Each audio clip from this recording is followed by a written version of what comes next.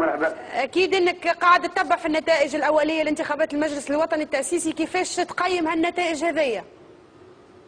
والله اول شيء يعني نهني الشعب التونسي كله على العرس الكبير هذا من اعراس الحريه في العالم الاسلامي في العالم، وان شاء الله هذا يفتح صفحه جديده في التاريخ الاسلامي كله لتعزيز مكانه الشورى والحريه، حق الشعب في اختيار حكامه وفي محاسبتهم بعد ما عشنا مئات السنين في مشكله كبيره وعقده كبيره، عقده السلطه وكيفيه الوصول اليها والخروج منها. فهذه تونس الحمد لله يعني تاخذ رياده في التاريخ الاسلامي والانساني، وانا فخور اني تونسي وفخور باولاد بلادي وبنات بلادي اللي عملوا على العرس الكبير. الحاجه الثانيه كنت امل انه العائله الشعبيه تاخذ نتائج افضل من اللي حققناها، لانه طبعا نلوم قناه حنا بعل لانها من غير ما تغضي مني، لان حرمت الشعب التونسي من ان يعرف انه واحد من البرامج الانتخابيه المتنافسه يكفل الكل تونسي ما عندوش دفتر معالجه أن يكون عنده دفتر معالجة في الأسبوع الأول من حكمنا في البلاد. وما توانسة ما قدروش يسمعوا من قناتكم أنه 500,000 تونسي العائلة الشعبية، حكومة تشكلها العائلة الشعبية تعطيهم 200 دينار مقابل يومي عمل. سي الهاشمي، أنت كما ترشحت المجلس الوطني التأسيسي في تونس وتواجدت في لندن، ما جيتش لتونس جملة؟ لا نحكي لك، مش هذا الموضوع، أنا عندي تيار. هذا الموضوع، أنت كانك أنت ممثل لقائمة العريضة الشعبية ماكش موجود في تونس، كيفاش تحب وسائل الإعلام توجهك الدعوة؟ أنا الشعبية وعندي جمهور في تونس وأنصار وقفوا معايا. مش أنصار كما ترشح يا سي الهاشمي. اسمحي تو أنت تحبي سألتيني جاوبك، أوكي. قناة حنا بعد ما عندهاش بيرو في بريطانيا، راهو يلزم المترشحين يكونوا موجودين في تونس. اسمعي تو أنت غضبتي على كان ممكن تو احنا يا أخي في عيب التونسي يقول التونسي الأخ سامحني يا غالب جاهلناك، سامحني ما اعتبرناكش حاجة سيريوس، سامحني يا غالب ظلمناك وان شاء الله المره الجايه نعوضوها. في عيب لو احنا نتكلموا على المحبه وعلى التواضع بين بعضنا التونسي للتونسي، ايش من عيب؟ كان نقول لك انا راهو فعلا القناه ظلمتنا في الشهور دي كلها من هذا اعلنتها، ما انتم اعطيتوا فرصه لتيارات واحزاب كثير. انا كنت كل يومي عليكم باللطف انه كان ممكن يوم ولا يوم لا بالفعل سي الهاشمي هي العرض الشعبي مره في العمر، شو المشكله؟ سي الهاشمي لذلك يعني على كل حال تو ذكرت هذا لا بربي فيها النقطة بالذات سي الهاشمي الحمدي كان تسمح. مش باهي، يعطونا أول مرة نتكلم معاكم نكمل كلمتين على الأقل. تفضل تكلم عن المحبة عن طريق الهاشمي الحمدي. الانتخابات يعرفوا التوانسة 3 حاجات فقط: أن العريضة الشعبية للحرية والعدالة والتنمية هي برنامج يلتزم للشعب التونسي بإقرار نظام الصحة المجانية وتمكين كل تونسي زوالي ما عندوش دفتر معالجة من دفتر معالجة، وبدفع مرتب شهري قيمته 200 دينار. ومنين الفلوس يا سي الهاشمي؟ مقابل يومي عمل سي الهاشمي المجموعة الوطنية. سي الهاشمي فقط سؤال، خلينا نتفاعلوا معاك يا سي الهاشمي. تو انت باش تعطي 200 دينار لكل مواطن تونسي باش تعمل الصحة مجانية، منين الفلوس؟ خلينا نكمل على الأقل فكرة. تفضل كمل تفضل. اصبري علي دقيقتين باقي نقول لك كلمة تحت. تفضل تفضل. ويلتزم هالبرنامج بتمكين التوانسة من اللي فوق 65 عام من التنقل المجاني في الحافلات والقطارات، ويتعهد بإنشاء ديوان للمظالم وديوان للزكاة وهيئة دائمة لمكافحة الفساد ووزارة لعمالنا في الخارج، ونظام أساسه شعاره العدل أولا العدل ثانيا العدل ثالثا. هذه العريضة الشعبية، وعلى هذا الأساس التوانسة وقفوا معها. ولو كان عندنا تغطية إعلامية موضوعية في التلفزة التونسية وفي حنا بعل وفي الإذاعات التونسية الأخرى، رانا خذينا دوبل على الأقل دوبل الأصوات اللي خذيناها. يا سي الهاشمي، رغم انك ما عندكش حضور اعلامي في تونس، لكن انك تحصلت على نتائج انتخابات ربما فاجأت الاطراف السياسيه الاخرى. كيفاش تقبلتوا هالنتائج، وربما معناتها كيفاش تفسر حصولكم على هذه النتائج وعلى بعض المقاعد في المجلس الوطني التأسيسي؟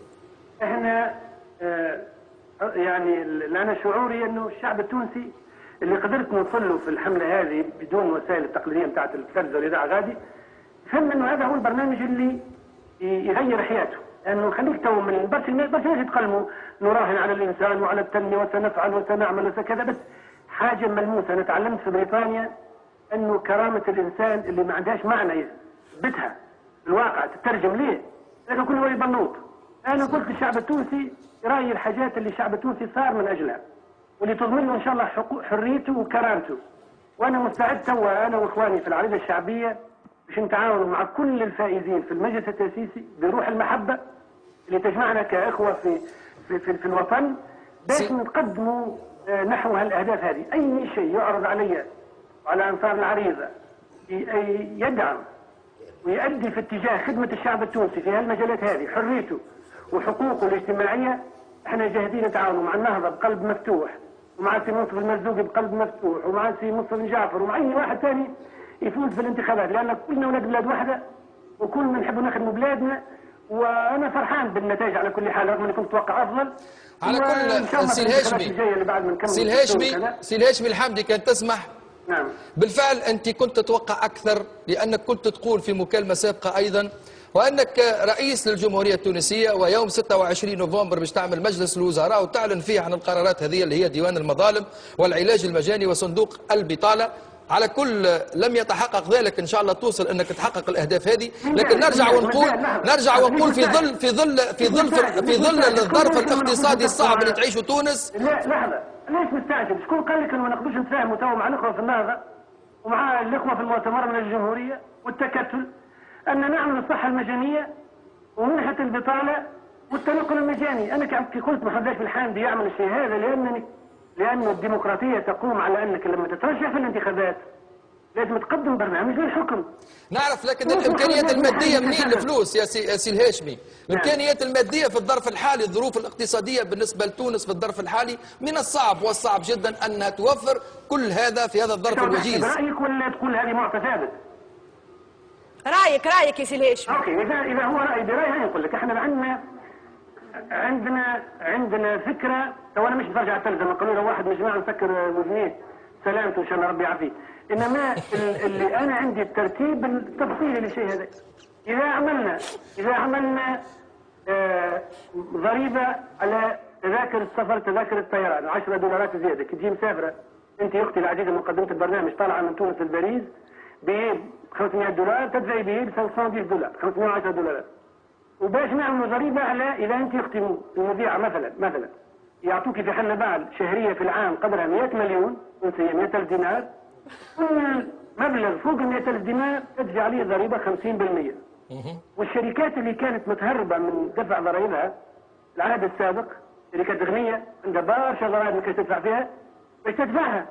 انا في رايي انه كي نعملوا بهالنظام هذا نجيبوا ل 2 مليار دينار اللي احنا محتاجين لهم باش نصرفوا على $1,200 مليون لمنحة البطالة، و650 مليون دينار للصحة نغطيها الناس اللي ما عندهمش دفتر معالجة، ونحسنوا السبيطارات والمستشفيات نتاعنا، و150 مليون دينار للنقل للناس اللي يسموهم في بريطانيا هنا السينيور سيتيزنز، الناس الكبار في السن اللي فوق 65 عام. فانا كي حسبتها قلت باش نخلي الميزانيه نتاع الباجي قاعد تفسي كيما هي. يا سي الهاشمي. نعم يا غالي. باش الناس ما تبداش تحلم ربما ولا تتفاجئ بهالارقام الضخمه والفلكيه، هاي فرصه باش نوجه لك الدعوه، نحبوك توعدنا انك اول ما توصل لتونس تكون ضيف عنا في قناه حنبع، على خاطر بالحق الشعب التونسي ربما قاعد توا باهت كيفاش شخص ترشح هو موجود في لندن ما جاش لتونس وتمكن انه يفوز بمقاعد في المجلس الوطني التاسيسي. لكن لازم حاجه بس بشرط شيء واحد، انا اول شيء اللي فات مسامح فيه، اللي فات التجاهل السابق هاني قلت تو عندكم في القناه وهاني نعلن في برنامجك انه كما يقولوا المصريين صافيه لبن، اللي فات عايش. نشوفوا قدام انتم اخواني وزملائي والقناه التونسيه، انا نفرح بكم ونفرح بنجاحكم ونحب لكم الخير ونحب لكم النجاح، وكي تعملوا حاجه باهيه نفرح بها. راني نحب كان المحبه بيناتنا. الحاجه الثانيه نحب اقول لك راني عملت النجاح هذا مع اخواني وانا موجود في لندن.